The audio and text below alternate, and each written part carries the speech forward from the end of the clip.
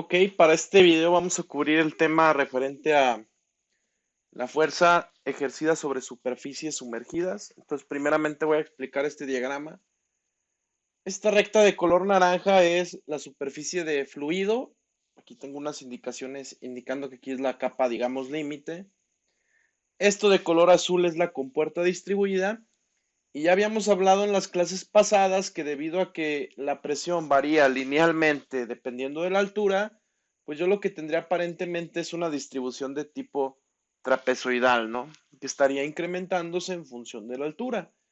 Esta compuerta está inclinada un ángulo alfa, ¿sí? Y aquí lo que hacemos es una vista de cómo yo vería de frente esta cara de la compuerta, de aquí el término de la sección C, digámoslo así. Entonces, desde el origen, yo tengo una distancia y al elemento diferencial de área de esta compuerta para calcular su área. Tendría un elemento y testada que se refiere a la distancia desde el origen a su centro de gravedad y tendría una coordenada ISP que por ahora no la vamos a calcular, pero vamos a decir que es la distancia desde el origen a el denominado centro de presión o el punto en el cual la resultante de esta distribución de fuerzas se vería reflejada, ¿no? Entonces, esta sería la fuerza de presión o del centro de presión, ¿sí? Referente a esta distribución de fuerzas. Ok, primeramente, pues, de alguna manera yo tengo que calcular la magnitud de esta fuerza, ¿no? Para poder hacerlo, pues voy a recurrir a dos cosas, ¿no?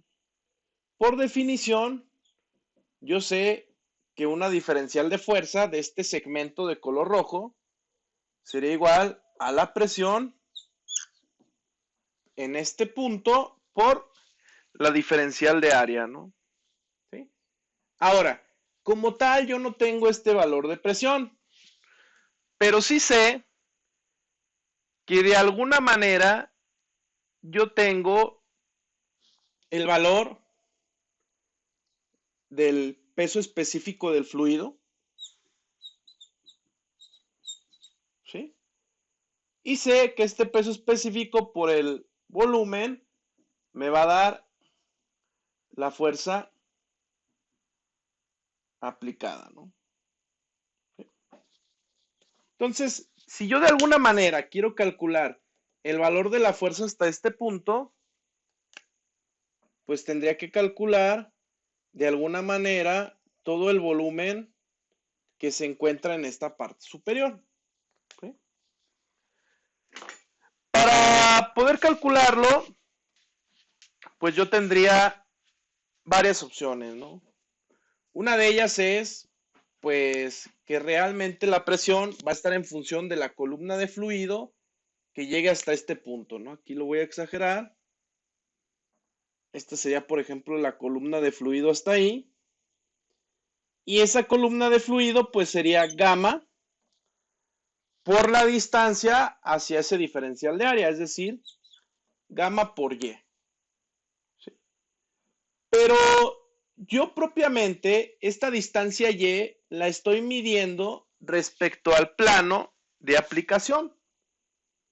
Entonces, esa altura y sería igual a el valor y por el seno de alfa. ¿Sí? Y ahí ya estaría obteniendo la altura real de este elemento, ¿no? ¿Sí? En otras palabras, si yo quiero verlo desde un esquema del triángulo, esta es la columna de fluido, el cateto adyacente, la hipotenusa, que ya dijimos que mide y, el valor del ángulo alfa, y lo que yo necesito es esta altura h, ¿no? Entonces, para calcularla, pues yo sé que el seno es igual al cateto opuesto sobre la hipotenusa, ¿no? Por tanto, h va a ser igual a y por el seno de alfa.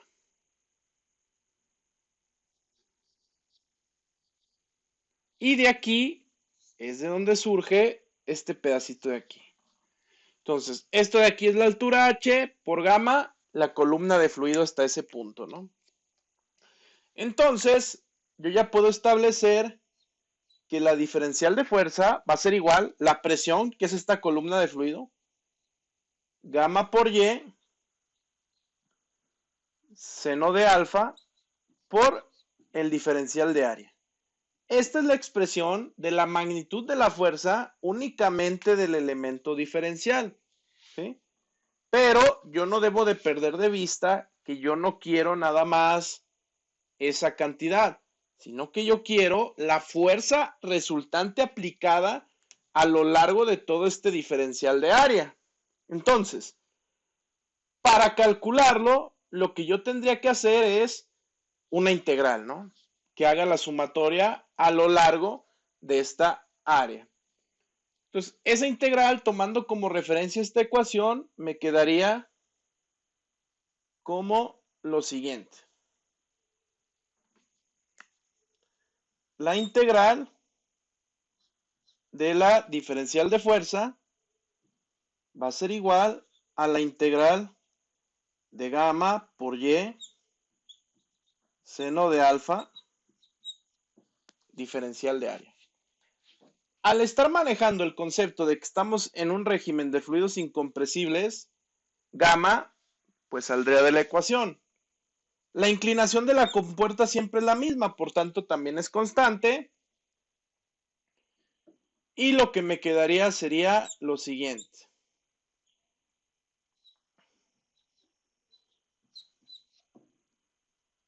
Y esta de aquí es la conocida integral como el primer momento del área o la integral que utilizamos para calcular el centroide de una superficie, ¿sí? Entonces, esta integral, recordemos, la igualdad es lo mismo que escribir y testada por el área total es igual a la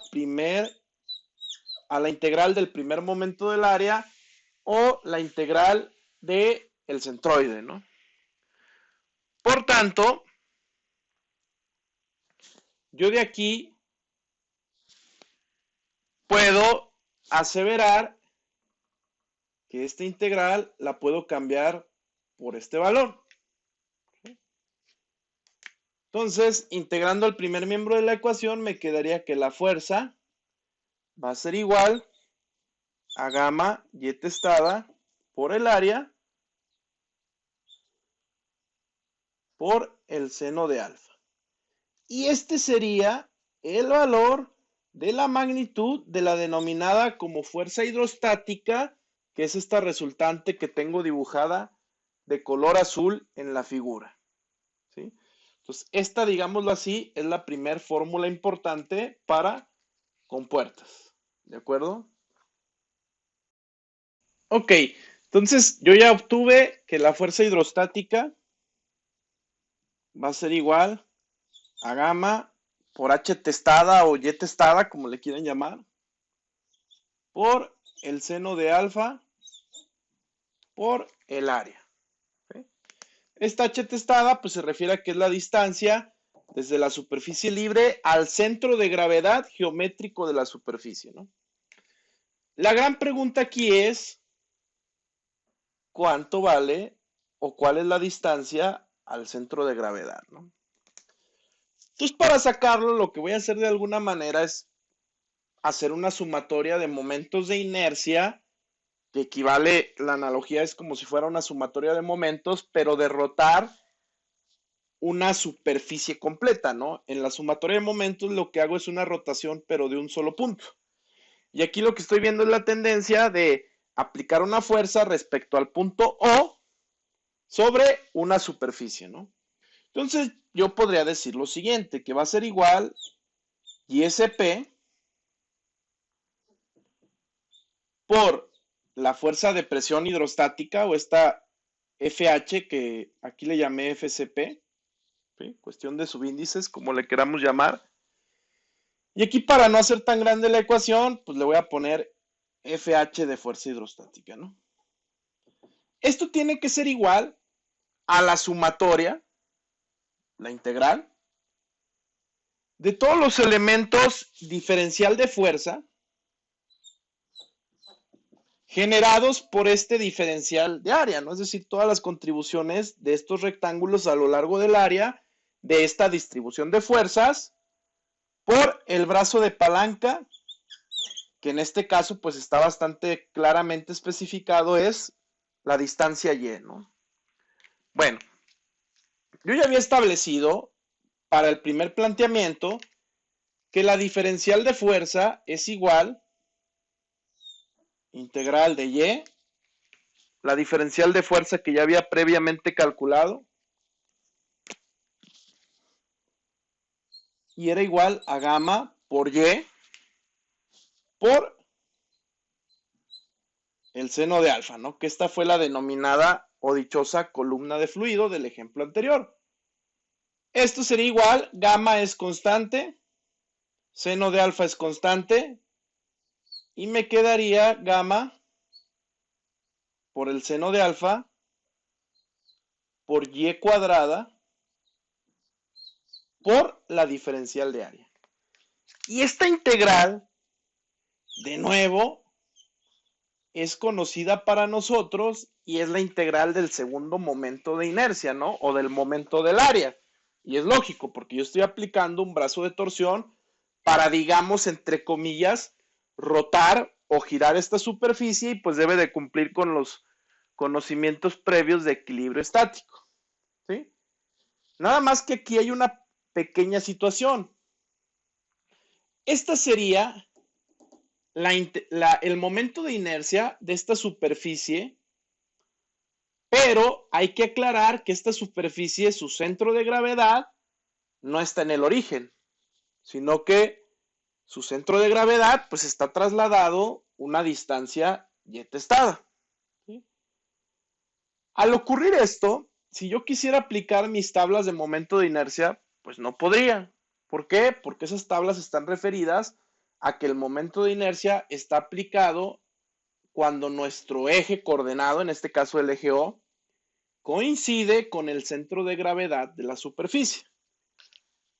Eso quiere decir que al haber un desfase entre el punto O y el centro de gravedad del área, yo tengo que utilizar el teorema de Steiner o de los ejes paralelos, ¿no? El cual dice que el momento de inercia de la superficie que estoy calculando en el punto deseado,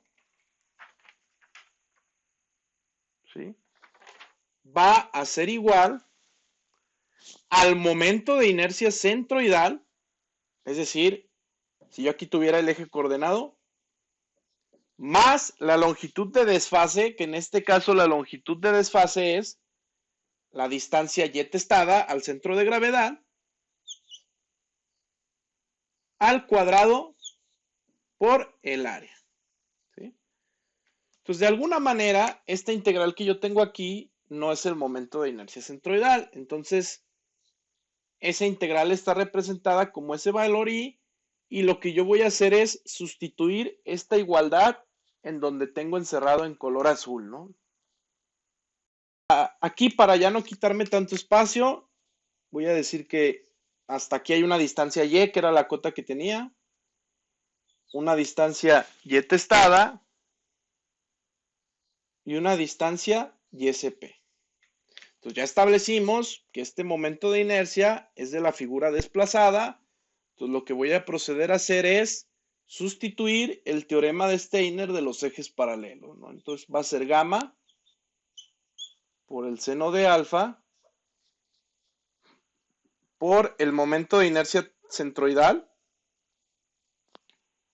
más y testada al cuadrado por el área. Aquí mejor vuelvo a reescribir para que me quede bien acomodado.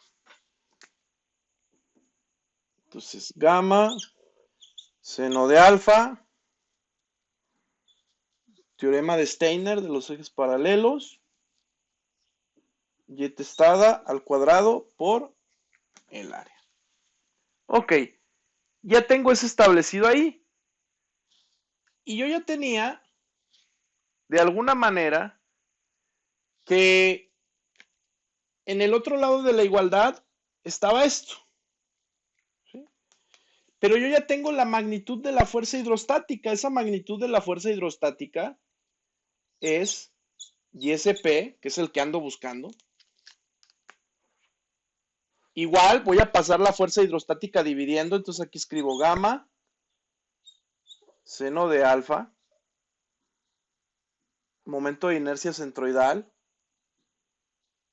más y testada al cuadrado por el área, sobre la fuerza hidrostática, que ya la calculé previamente acá, sería gamma por y testada por el seno de alfa por el área. Y aquí observo que este gamma se cancela y este seno de alfa se cancela. Entonces me quedaría que el YSP o el centro de presión va a ser igual a I testada más Y testada al cuadrado por el área sobre Y testada por área. Aquí voy a aplicar una de las propiedades algebraicas y voy a hacer lo siguiente. Voy a dividir I testada sobre Y testada por el área más Y testada al cuadrado sobre Y testada sería Y testada y el área pues se cancela, ¿no? Y esta sería la ecuación que me va a relacionar el centro de presión. Entonces el centro de presión va a ser igual a la distancia al centro de gravedad de la superficie más el producto de inercia centroidal sobre el producto de la distancia al centro de gravedad por el área de la superficie sumergida.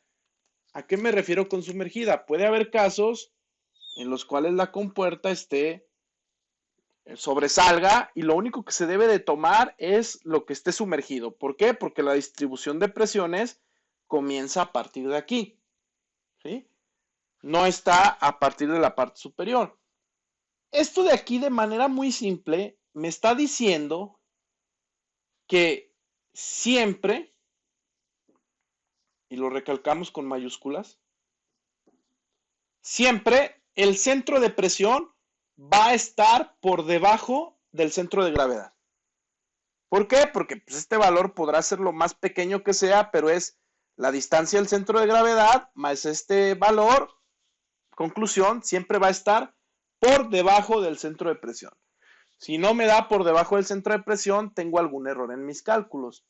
Entonces, en conclusión, las ecuaciones importantes para el análisis de compuertas es la fuerza hidrostática es gamma por H testada por el seno de alfa por el área y la distancia al centro de presión es Y testada más el producto de inercia centroidal sobre Y testada por el área. Y recuerden, se tuvo que aplicar el teorema de Steiner o de los ejes paralelos.